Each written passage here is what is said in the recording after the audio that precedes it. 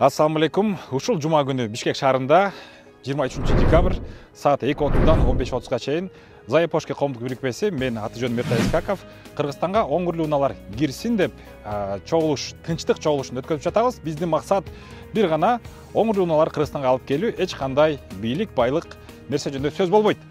Эмне үчүн Кыргызстанга алып келиш керек оңгурлуу? Себеп дегенде Кыргызстан машиналары жаңылаш керек.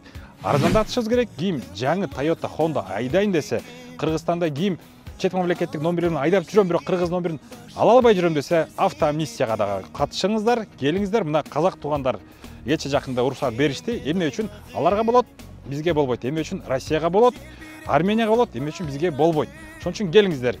Бул ишти аягына чейин чыгарышыбыз керек. Мен баарыңыздарды күтөмүн. Бул жерде мына Рыскулова менен Исанованын кесилиши, аркабызда спорт сарай, бул жакта Beta Stories. Баарыңыздарды биз ушул жерден күтөбүз.